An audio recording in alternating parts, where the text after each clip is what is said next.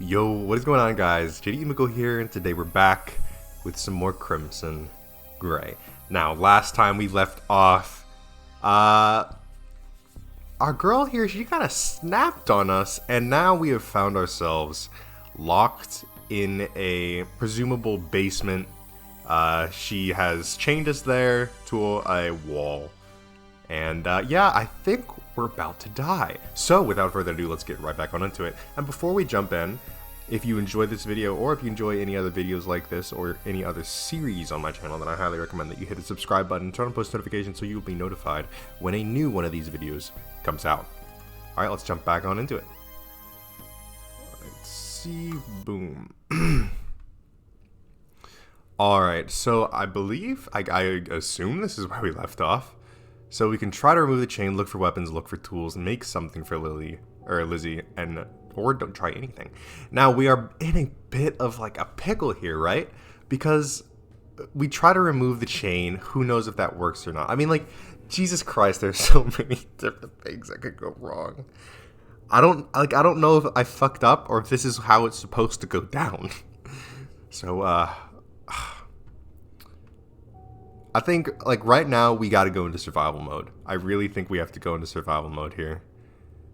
Like, if we look for weapons, I don't think that we're gonna be able to take her on. I mean, she managed to, like, fucking hold a full-ass, like, practical grown man, you know, with one arm from falling off of a building, right? Like, we know she's strong. I don't think there's any point looking for tools. I mean, the best thing we can try to do is, like, remove the chain or make something for her, right? But even then, it's like, how do we remove the chain? Oh, Jesus Christ. Alright, we're going to try and... I'm stuck between these two options. Alright, if we make something for her, I feel like it's going to make shit work. We're going to try to remove the chain. If that doesn't go down well, we'll go back. Alright, soon he realized that the shackle was only going to hurt his fingers. Instead, he tried to see if he could slip his foot out of the shackle. Once he took off his shoes and socks, though, he realized just how difficult that would be. Maybe if he could somehow dislocate something in his foot? But no, that wasn't the kind of thing a normal person could just do. He didn't want to give up though, so he kept trying. But in a surprisingly short amount of time, he heard the door open on the floor above. John scrambled to get his shoes and socks back on and pretend to be doing nothing out of the ordinary when Lizzie returned. Though John spent all of Saturday tense, Lizzie showed no signs of intending to hurt him. That night, she brought a mattress and bedding down to the basement and set it up close enough that he could lie down on it. When he woke up on Sunday, he felt strangely normal. Still tense, the situation was far from ordinary, but in a strange way he had learned to deal with it. That day passed almost normally. Since Lizzie had brought him his books, he tried to work through his homework, just like he often did on a Sunday. Lizzie stayed with him most of the day, working as well. She made meals for them both in the basement and upstairs, but she always stayed close. He hoped for a chance to evaluate his options more, but never spotted one since she was always leaning in to smile at him from the stairwell. The only useful thing he learned was that the basement door was apparently unlocked except at night. If he could somehow get unchained from the table, he had a shot at getting out. When Monday dawned, he crashed almost immediately and didn't even get out of bed. That was common for vacations when he didn't have friends to distract him, since all he could do was wallow in himself. It felt worse than usual. His world wasn't just gray. His depression was filled with flecks of anger and confusion. Only then did he realize that he hadn't taken any medication since Friday morning. When Lizzie entered that morning, she immediately saw how badly he was doing and rushed to the mattress. At first, fussing with his sheets before realizing the problem went deeper with that. John, what's wrong? Other than you keeping me here? No, I'm sorry. No. If I let you go, you'll just hate me. It will ruin everything. Then, at least bring me my Paxotine. It's in the shelf above the sink to the... No. No, I won't bring it to you. I can't. I destroyed it. What? But I need that. You understand how serious my condition is, right? I know. I really do. But you shouldn't take their drugs. Not theirs. But... You were taking something before Paxotine, right? Tell me what it was. I'll go get some for you. I want you to get better, John, but I won't let you take anything from Koitek. refuse to tell her lie about the old medication, or request the old medication. Shit, this is so bad. I forget. I feel like we mentioned something about the old medication. God, this is the worst time to forget stuff. I mean, like, right now, if we don't have the mental state and capacity to try and escape, we're not going to. I mean, we need the medication. But what does lie about the old medication into?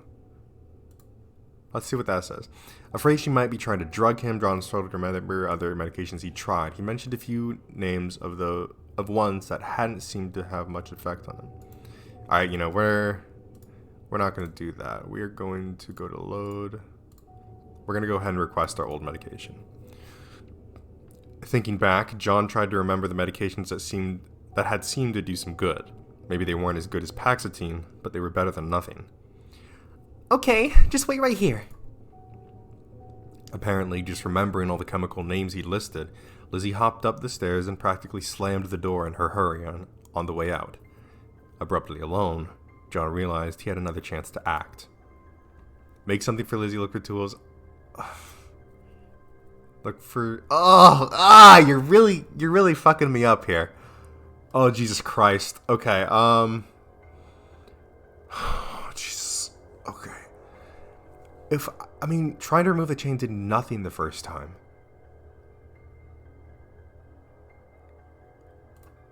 Let's look for tools. His table had been placed to be out of reach of the wall, but that put him close to the other wall. John managed to get around the table to it and begin examining them. There was a metal cupboard that appeared to be locked, but he looked through the rest. There was a toolbox that he thought was locked at first, but eventually realized was only stuck. After enough effort, he got it open and looked through. Most of it was random aging tools, but he found a screwdriver that looked to be in good shape. Could he use it to escape? He saw several possibilities, but at that moment he heard Lizzie return. It was too late. Eventually Lizzie returned, bearing a large white sack.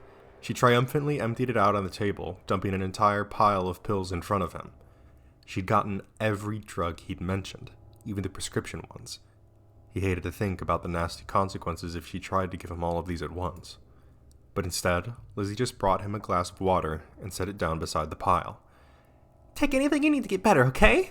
I'll just leave these here, but you can ask for more water whenever you want. Thank you. Of course, John. I'm doing all this because I want you to get better. He felt like telling her that being held against his will wouldn't help, but her expression looked so sincere that he couldn't bring himself to say it. How had she gotten prescription medications anyway? He found the ones that he had been most satisfied with just before Miss Smith switched him to Paxatine and took his first dose. Lizzie smiled brightly, then skipped back up the stairs. After lunch on Tuesday, Lizzie started carrying electronics down the stairs. He blinked in confusion until she brought down the TV and started hooking everything together, or at least attempting to. After a moment, she sighed and looked at him sheepishly. Do you know how this works? I can try to get it figured out. He got up and did his best to help. She had a pretty nice VCR, leading him to wonder why she had it and didn't know how to put it together. It wasn't like someone else would have bought it for her. Do you not use this much? Never. I don't really watch TV. Like, at all? No. She'd seemed really apathetic about a lot of things, but he thought that she just wasn't into pop culture. Yet now, something in her voice made him suspect it was something else entirely. What about music, then? I don't listen to music. Huh? Really? Well, what about books? Only nonfiction that seems useful. The rest all seems so pointless. What do you do for fun, then? She stared back at him so long, he was afraid she might just ignore the question. Well, sorry I asked. I do enjoy a few things now, thanks to you. I spent a lot of time collecting all these knives because I thought they would be useful. But now, it's a little different. Now I can imagine myself protecting you. All the details about grips, edges, they're not just details now. They interest me. So he'd given her an interest in knives. Fantastic. Anyway, I thought maybe I could enjoy a movie if I watched it with you. Is that okay? We might as well try. I've had it all put together for a while anyway. We can try it. Lizzie brought a chair and sat beside him as they watched the tape. He was grateful that she at least watched the movie instead of him. It was nothing at all like how watching a film with a girl was supposed to be, according to his friends. Lizzie didn't seem remotely nervous during the scary parts, and to his surprise didn't seem to care about the romantic parts. Then again, he didn't think he really would want to see her react that way. It definitely wouldn't feel like who she was. To his surprise, John found himself enjoying it too. Maybe his old meds were doing their job better than he thought. When it finally ended, Lizzie gave him a small smile that he thought represented authentic satisfaction. Then she immediately turned to him. We should watch something together again, but I think I'd like to make our own movie. His mind immediately flashed to making porn together, and he had to force the thought away. I'm not gonna lie. That's the first thing that popped into my mind when she said that as well. What kind of movie? I would like to just film you. Here, working, or eating, or anything. I could watch it later. Really? Wouldn't that be boring? No, watching you can never be boring. Oh, if this is such a good idea, I'll go buy one of those video recorders and... Not to cut you off, but wouldn't that be incriminating evidence? Huh? Fuck. What was he saying? Well, too late to go back now. I mean, it's not legal to hold someone like this, and your basement looks kind of suspicious. You wouldn't want someone to find it later. Oh, you care. Lizzie embraced him cheerfully, and despite himself, John felt a flicker of joy. When she was happy, she seemed so purely happy. You're right, of course. And I'm so glad you're thinking about keeping me safe. Even I want it to be the other way around. John is so kind. But maybe later we can make our own movies, okay? Okay? Yeah, maybe. Why the hell had he just done that? Having a tape of her behavior would have been the perfect way to get the police to take him seriously if he managed to escape. But as soon as he had that thought, John regretted it. He didn't want to see Lizzie hurt, and hated the idea of her going to prison, despite what she was doing to him. What is that called? It's like... It's not the Mandela effect, is it? It's, maybe it is a Mandela effect. It's where it's like you like fall in love with your captor or something like that. I think, is it the Mandela effect, or is the Mandela effect where you forget things? I don't know. But as soon as he had that thought, yeah, blah, blah, blah. Despite the situation, he still thought of her as a sweet girl who wasn't entirely well. She deserved help, not punishment. See, now I'm going to stop John right there. I am on the exact opposite wheel as him. I think she's kind of past that point of help, you know? Especially when our life is potentially in danger. Oh, that's what it was. Stockholm Syndrome. Yeah. Well, what do you know? Was this Stockholm Syndrome? Was she wearing him down just like she'd planned to? The idea disturbed him, but it didn't change how he felt. He needed to find another way. On Wednesday, Lizzie wanted to watch another movie, but John suggested that might be too many. Instead, they passed the day quietly, working and chatting and ignoring the fact that he was chained to the table. He was feeling better than he thought he could without Paxitane, so his mind shifted to what he could do to improve his situation. Chatting with Lily was pleasant, but it wouldn't resolve their problem. But what should he say? Try to leverage the last few friendly days into her letting him go? Just try to make her relax more, or convince her that he wouldn't leave her? So Lizzie started a conversation about her interests, about romance, about peers, or about morality. We're not going to talk any kind of fucking morality into her. About her peers, what kind of peers would she even want to talk about? Romance, or about her interests? I want to save here just in case, you never know. About her interests or romances. I think I'm going to go with one of those. If we were to talk about romance, I don't know, I feel like both of these could be potentially good. But maybe about her interests? Let's just go with that one. You look like you're studying really hard there. Maybe a little. If I don't do this work, then the teachers bother me, and I don't like that. Do you have a favorite subject? No, they don't matter. Well, maybe chemistry. I started paying attention because it seems so useful, and I guess now I think it's a little interesting. Useful? Really? Oh yes, chemistry classes were where I learned how to make chloroform. I fucking knew it. Oh, Jesus Christ. It's the same as with my knives. I don't need so many, but I guess I like them a little. They're wonderful objects, beautiful and functionally fused together. Wow, that was kind of poetic. You think so? You actually liked it? I'm so happy. For the rest of the day, Lizzie actually opened up a little bit more about her interests. Most of them were a little disturbing, but he was glad to see her care about anything other than him. The next morning, he took his pills with a glass of water as usual. Lizzie waited until he was done, and then gave him a warm smile. I hope it's helping. You seem happier, John. I feel a bit better than I expected. Pretty good, actually. It was actually strange how good he felt, and it was easier not to think about that at the moment. Instead, he brought up an issue that he'd been thinking about for a while. That reminds me, I've been meaning to ask you. You've run out of Nilazine, right? I haven't taken it for days. I destroyed the rest of it the day before our date. You destroyed it? Why? It was useful. It helped me understand. But I wasn't myself while I was taking it. I wish you'd reconsider taking medication. We can't handle everything ourselves. Sometimes we need help. You don't understand. It's not that simple. Then explain it to me. I wasn't myself. It was like someone had imprisoned me and took my place. Imagine if your own medication meant that you can never feel sad again. Just constant manic happiness. That does sound horrible. I'm sorry I made you take it. Don't say that. It was useful. Having things be different for a while made it easy to see how everything fits together. But I couldn't take it any longer than that. I wanted to be myself again. Koitek doesn't want to help people, John. They just want to control them. Are you just saying that metaphorically? Or do you actually know something about them? No. No? Abby was an addict because of them.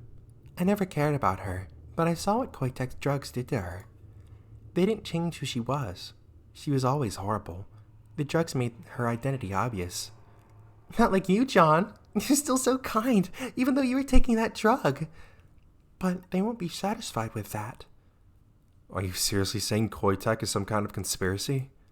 Conspiracy? No, I don't think so. They just want money, and they're willing to cut corners to make it. I don't care what they do to anyone else, but you need to stop taking that drug. You need to see clearly. He almost wanted to believe her. Koitek was a huge company, and those weren't exactly known for their ethics. It was plausible that they had been testing some dangerous drug on Lizzie's mother. It had probably been too dangerous for adults, but had a magnified impact on a developing child. Did Lizzie see that on some level? Or was she just too paranoid about the company? Sometimes she seemed so...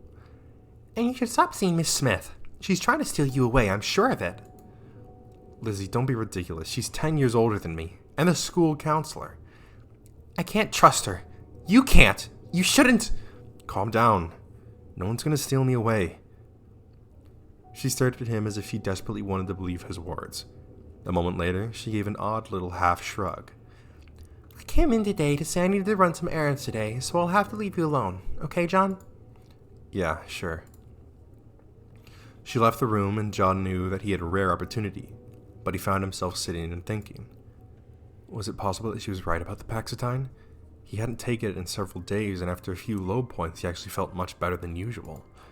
The terrible irony of depression medication was that sometimes a drug could make you feel even worse, not better. Maybe the changes he'd attributed to Paxitine were just changes in his life. There couldn't be anything to her conspiracy theories, but he could believe that Koitek would push their drug on anyone with depression, even if it had mixed results. Things like that happened all the time. Abruptly, he resolved that if he made it out of the basement, he'd stop taking Paxitine as an experiment. He could stay on his old meds, see if he did better. If he actually showed signs of improvement, even Miss Smith would be happy to let him take older drugs. Regardless, for now he needed to take stock of his options and take some kind of action while he had the opportunity and energy for it. He felt like he'd spent too much time thinking to make an escape attempt, but maybe he could accomplish something else. Alright, oh shit, our first two options are gone. So we can't try and escape anymore. And we can't look for the oh no, wait, actually we can look for the tools. Oh yeah, because he said that there wasn't enough time to make an escape. I think we have something going on with these tools here. I'm gonna save again. Using the screwdriver he had found earlier, John began to work on the metal cupboard. The lock appeared to be a simple one, and he could just wedge the screwdriver between the doors. He was afraid he'd make marks that Lizzie might notice, but the cupboard was already a battered old thing. After a lot of tedious poking at it, John was starting to worry he wouldn't accomplish anything. And then, out of nowhere, he managed to budge the latch just a little. Filled with new energy, John kept jabbing at it, occasionally pushing it just a little further. Eventually, he managed to open the cupboard.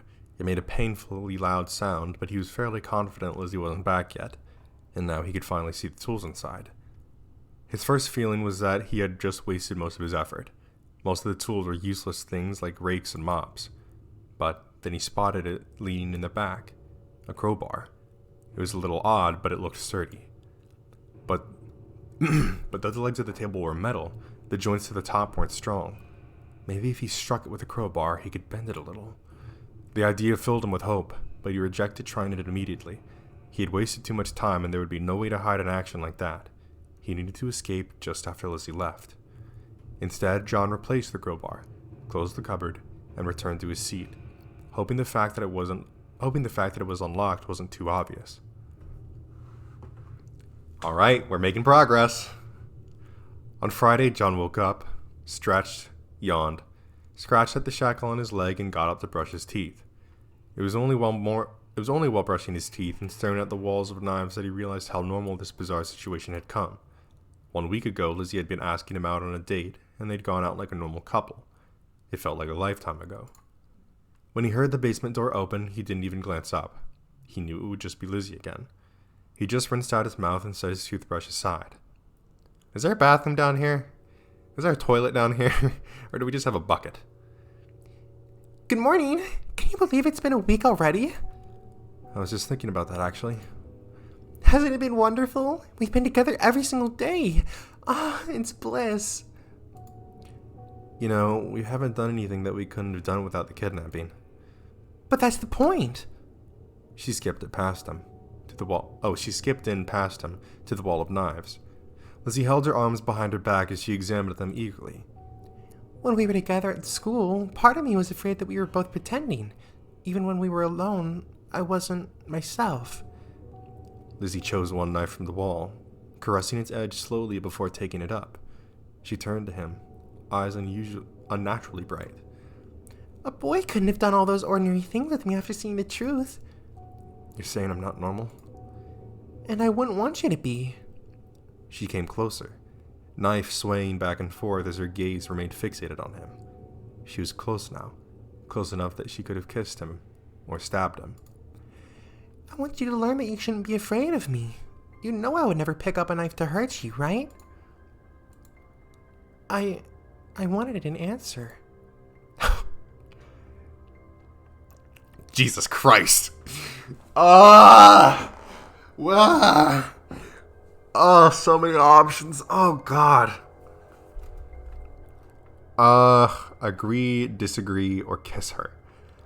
Come on, guys. You know what I have to do, right? Like, if I disagree, she'll probably just fucking kill me. If I agree, she'll probably just fucking kill me. So we got it. We got to, right? I mean, there's no other option here. Instead of answering the question that might not have any good answer, John leaned forward and kissed Lizzie gently. She gave a surprised gasp, then leaned into the kiss. She kissed back like she was trying to devour him, and maybe she really was. But before it went on too long, Lizzie pulled back and stared at him shyly. I'm glad you did that, John, but I'm afraid. Afraid? Of me? Of this? Maybe I couldn't change. Maybe I did everything wrong. Lizzie rushed out of the room and slammed the door behind her. When she returned later in the day, she pretended like the kiss had never happened. John did the same, but he couldn't help but feel like something was different. Okay, maybe we have some leeway here. On Saturday, Lizzie announced that she wanted to make a huge meal for the both of them on the last day. She asked what he wanted to eat, then headed out for a shopping trip. As soon as she was sure that she was actually gone, John got up and took a deep breath. He didn't have much time before the vacation was over, but what did he want to do? Oh Jesus! Okay, we're past the point where it's like, oh, make something for Lizzie. I do at some point want to go back and try and see what that does, because I'm kind of interested. Maybe if we kept making stuff for her, maybe the kiss might maybe be a bigger push than it just was. Okay, let's see here. Try to remove the chain with tools. Use a crowbar to escape the shackles. Look for weapons or don't try anything. Okay. This whole thing is coming down to, do we want to escape or do we want to stay here? And what does the last day imply? So I feel like if we just don't try anything, we might get a little bit more insight into her whole situation. But I just have such a bad feeling about if we were to try and use the crowbar to escape or try to remove the chain with try to remove the chain without tools. Oh, okay. Because I mean, this is like a make or break moment. If we use the crowbar, I mean, we have to succeed. Because if we don't, she's gonna fucking kill us. If we don't do anything, we're taking the kind of guaranteed safe route. Or even we could look for weapons. Once we have a weapon, then we use the crowbar to escape the shackles, right? I mean, that could totally be a thing. So at the very least, we can defend ourselves. But I'm gonna be a bit impatient here, and we're gonna go for the escape now. John carefully retrieved the crowbar and then stood by the table for a while, just trying to motivate himself enough to actually do it. Eventually, he decided he didn't have a choice. He couldn't come this far and back down. He took a deep breath, pulled back, and swung. His first blow glanced off uselessly, and he nearly gave up then. But he forced himself to try again. This time, the table creaked. Blow after blow, he slowly bent the table leg inward. It made a horrible noise, but that just motivated him to hit it harder. There's no hope of going back now. At last, the table leg stuck inward at an awkward angle. John dropped the crowbar and bent over, catching his breath. He knew he should check if it was enough, but now he almost didn't want to. Eventually, he bent down and tugged at the shackle attached to the table. With enough tugging, he managed to pull it off. And then he was free. Maybe. Suddenly, unable to deal with the uncertainty, John grabbed the loose chain so he wouldn't trip over it and rushed for the stairs. Yes, the door was unlocked. He stepped out into the hallway and took a deep breath. Lizzie might have locked the front door, but he could always break a window if necessary. But now he had gotten this far, John hesitated. What now? Oh! Oh, God. Oh, Jesus. Oh. Oh, God. I'm actually so fucking stressed. Oh, sheesh. Okay. This is huge. This is absolutely huge. Oh, man. Oh, man. What are the chances we escape? What are the chances we escape? Okay. If we escape, right? What are the chances that the game just cucks us over and it's like, oh, well, right as I open the door, she walks in and starts chasing me again, right? Then I'll probably just get captured again and probably killed. If I stay in the basement, though. If I stay in the basement and then she comes back and realizes, like, oh, wow, he is off of his chain. You know, he's out of the chain, but he stayed, right? Like, think about that. He had every opportunity. Like, I left the door unlocked. He managed to get the chain off, but he stayed. Oh! Oh, okay. Jeez, this is so hard to decide. We've worked so hard for this moment, and we could always come back. If escape means death, then we come back, right? Did I save already? I think I did. Okay. We've come this far. We're not backing down now. We escape. And if this is the wrong option, I'll come back. Whatever he needed to do, he couldn't be found breaking out by Lizzie. Maybe he could get to the police. Maybe just run away. But whatever he decided, he needed to get out and get out fast. John started to run for the door, but the chain almost immediately made that difficult. He gathered it up as best as he could and headed for the door. It was locked, just as he suspected. But he went back to get the crowbar, and that made short work of one of the house's windows. After gingerly climbing over the broken glass, he dropped down to the yard. He was free. For a moment, he just stood there, uncertain what to do with that. Part of him wished that he had thought to bring his homework. Then he realized that was idiotic. It didn't matter after all this. John began moving down the street, trying to get his wits about him. The first thing he needed to do was get further away from the house, but the second thing was to decide exactly what he wanted to do. The idea of turning Lizzie in sickened him, but she obviously wasn't well. Would she end up killing someone if he let her stay on this path? He couldn't be sure. As he half walked, half jogged, he became more and more conscious of how heavy the chain was. He hadn't noticed at first, but it was beginning to wear on him. It occurred to him that he looked like some kind of stereotypical escaped criminal, that the police might be suspicious of him. John almost giggled at the thought. Oh no! Oh! Oh no! Oh! John? No! No! No, you gotta be fucking kidding me. We were out. Her voice floated to him as if it was part of the mist. John shivered and began to run, but his legs were sore and he was exhausted, and he just couldn't have the strength to escape her. John? No! No, she practically seemed to glide after him, her feet barely touching the ground. Her face was completely blank, her eyes unblinking as she honed in on him. He shouted for help, but no one seemed to hear, or they preferred not to hear.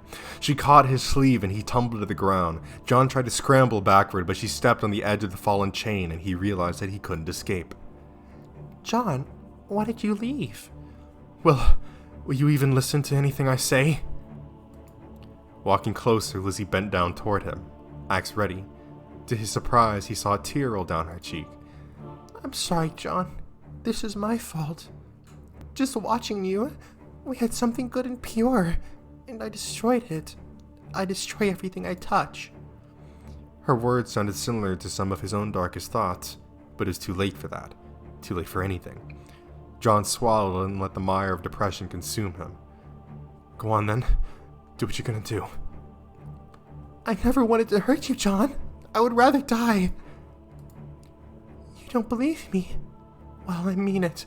I meant every word. Without warning, she lifted her axe and plunged the spike into her own chest. John stared in shock as the blood began to spurt. Lizzie stared down at it without expression. Then she brought her axe down on his head. The blow went straight into his forehead and it was over in an instant. His last sight before he was gone was Lizzie dropping to the ground, blood gushing from her chest. Then he saw nothing. Oh! Hope glimmers on a stronger path. Restart the game for a better result. The unsurprising outcome. Oh, okay! Oh, damn! I fucking knew that was gonna happen. You know what? Let's go ahead. Let's fuck it. We're gonna stay in the basement this time. We're gonna push this episode, right? Like, we can't. I'm not gonna. Even I wouldn't be mean enough to just drop it on a cliffhanger like that. John set the screwdriver and crowbar down on the table, then repositioned his chair directly in the center of the basement. When he heard Lizzie enter, he sat down facing the door, making the unhooked shackle obvious.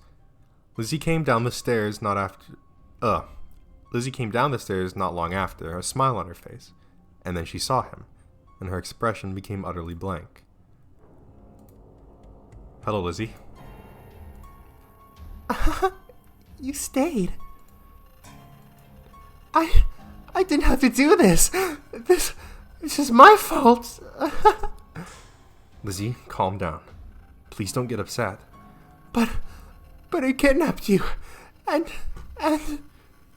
She was stumbling toward him, and he tensed when she reached behind her, but after pulling her knife from her waistband, she set it down on the table.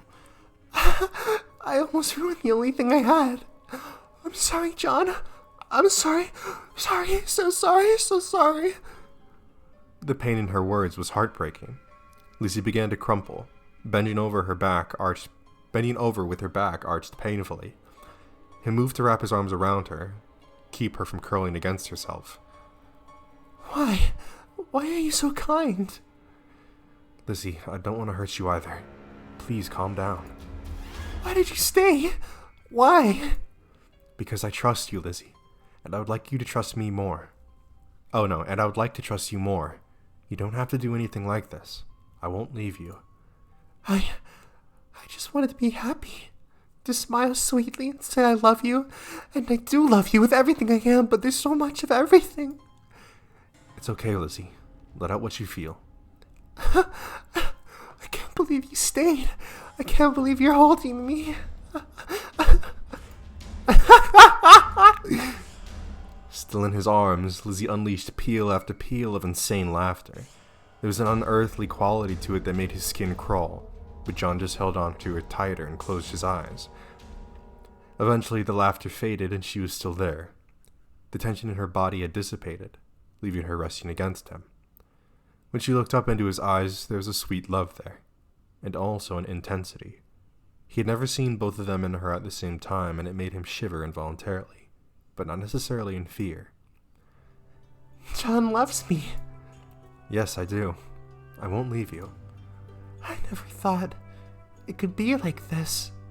This is who I am. I thought I would calm down if you loved me, but now I feel so alive. I don't know what to do with these feelings. That's okay, Lizzie. I'll say... well, that's okay, Lizzie. I'll stay with you and we can figure it out together. Then, please kiss me, John. He bent and kissed her gently. She kissed back, gently at first, but then almost viciously. He tasted blood in their kiss and wasn't sure whose it was, but he didn't pull away. The kiss was wild and unhinged, utterly unlike any of his fumbling romances of the past. Lizzie's fingers dug into his back and she kissed until she had to pull back, gasping for breath. Thank you. Thank you. Her eyes had softened again. He knew the intensity was still lurking underneath the peace he saw on the surface, but it no longer frightened him. He felt like he should say something, but he couldn't find the words. After a moment, he realized that Lizzie had fallen asleep. After a moment of uncertainty, he decided to carry Lizzie up the stairs. She was much lighter than he expected, and he didn't have a hard time taking her to her bed and tucking her in. Lying there, she looked almost angelic. He knew she wasn't, and... He knew she wasn't, and honestly didn't want her to be. John realized that he had stepped over a line, and there was no going back. For now, though, he felt emotionally wrung out. He went to the couch and fell asleep almost immediately. Good morning, John. She was right there, watching him when he woke up. He gave her a soft smile. Good morning, Lizzie. There's one more day before our vacation is over. Would you like to do something? Well, I think we've spent more than enough time in here. Do you want to go out somewhere? Yes. Yes, I would like that. Impossibly. After all that, their date went completely normal. Lizzie seemed more relaxed than he had ever seen her, enjoying herself whether they were talking, whether they were walking or eating or just sitting on the bus. She cast him frequent glances, but though they held an intense devotion, the desperate edge he had seen there was gone. After so long in the basement, he was glad to stretch his legs and feel the sunlight. It seemed insane that all of that had really happened, but for now, he felt too much of a cathartic rush to feel any concern. When the day was finally over, they returned to her house. She didn't invite him in. Instead, they just lingered on the edge of the property. John, I don't know what to say. You don't need to say anything. We can talk about it later. Then I'll see you tomorrow, okay? Yeah, see you then. He watched her go, then turned around and walked back to the bus stop alone. The entire ride back, he had tried to think about his experiences, but couldn't even begin to grasp everything that happened. When John got home, he found the door undamaged. The entire house didn't look so different, as if it hadn't been abandoned for 9 days. There is only a single message on the answering machine. His father saying that he was going on a company vacation. He hadn't even noticed that John was gone. None of his friends had called. He'd been taken out of the world and no one had noticed. The only person who cared was Lizzie, but she wasn't there with him now, and there were still too many emotions to sort through with her. John sat down on the couch and simply felt numb. He fell asleep there, an uncertain amount of time later. He slept and did not dream. In the morning, John felt surprisingly refreshed. He made sure to take the meds that Lizzie had sent with him, since they seemed to have worked well so far. When he went to school, he would have talked to Miss Smith. Jesus Christ. When he went to school, he would have to ask Miss Smith her opinion, because despite the absurdity of it all, they were still going to have to go to school.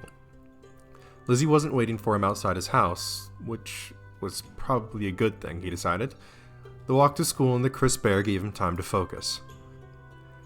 Not that he had reached any profound conclusions, but by the time he reached the school, he at least felt reasonably okay. He didn't spot Lizzie at all, but when he opened his locker, he discovered a folded note in the center. It said, "I don't feel like murdering anyone today," surrounded by hearts. Despite himself, John laughed. At least, he thought she meant it as a joke. When he looked up to see Lizzie around a nearby corner, and she smiled at him before vanishing. He drifted through several classes. Today he wasn't too different from the other students, since they were all back from vacation and unfocused. None of the teachers tried to make them do very much. After school, he headed to Miss Smith's office, not entirely sure what he was going to say. After so long away, however, he definitely felt like he could use some counseling. Ah, John, I hope you had a good vacation. It was okay. You? Spent the entire time working, I'm afraid. I actually tried to call you, but it seems you weren't home. Yeah, I was busy, sorry. Oh, it's fine. I just hope you haven't lost any of our progress. Why don't you lie down and we can get started right away? He got onto the couch, but things didn't go as smoothly as usual.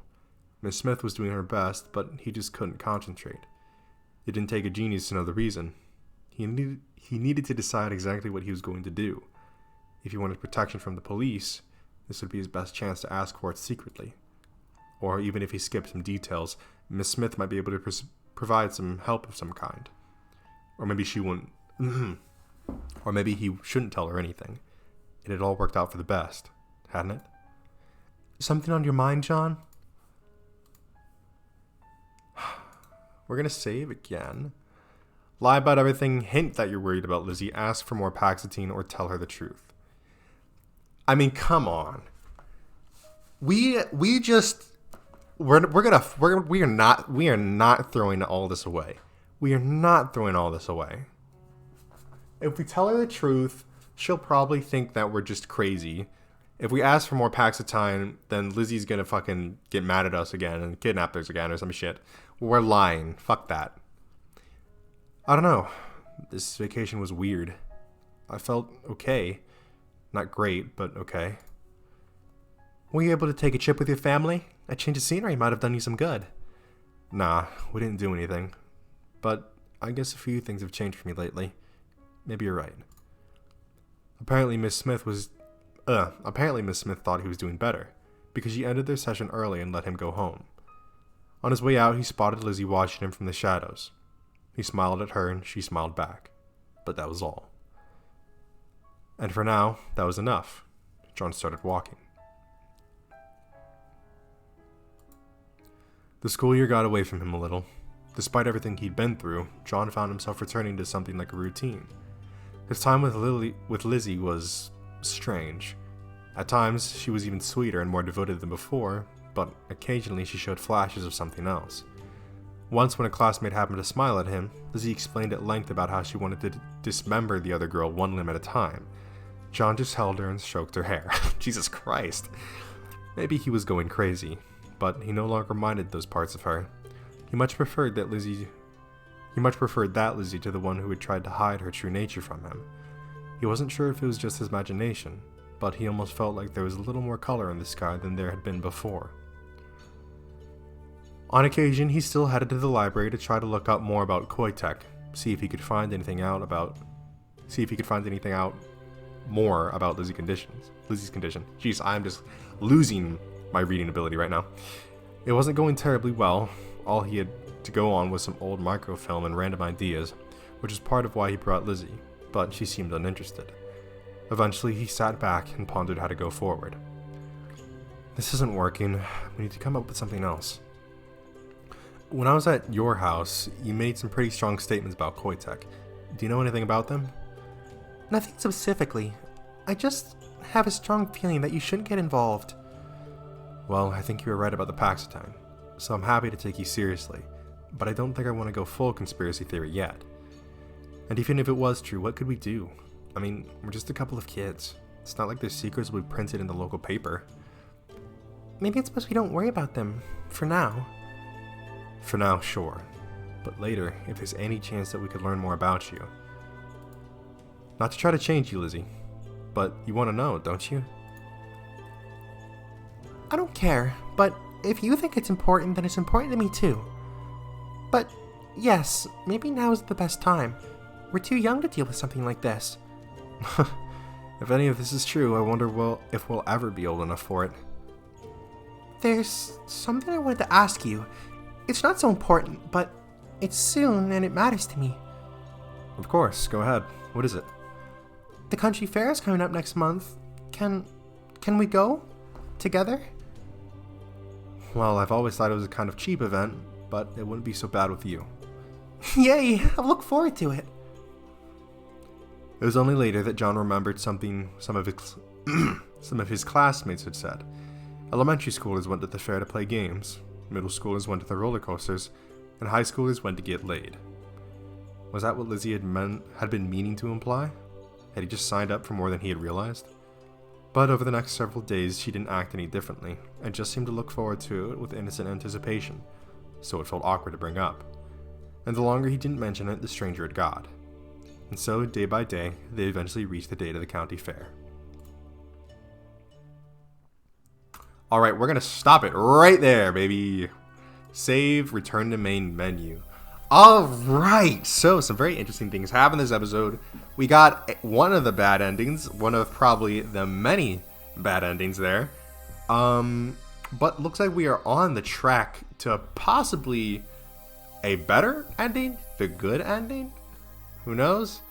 But yeah, things are definitely looking a lot better. And I know that there is a sequel to this game, which I think I have. If not, I'll just get it. But there is a sequel to this game where they are older, so maybe that's what that one revolves around, trying to uncover this Koitek conspiracy thing. But that's going to be it for this time. If you guys enjoyed, make sure to leave a like on the video and let me know what you would like to see me play next in the comment section below. If you enjoyed this video or you're interested in any other videos or series on my channel, then I highly recommend that you hit the subscribe button and turn on post notifications so you will be notified when a new one of those videos comes out. Anyways, that's it from me, and I'll see you in the next one.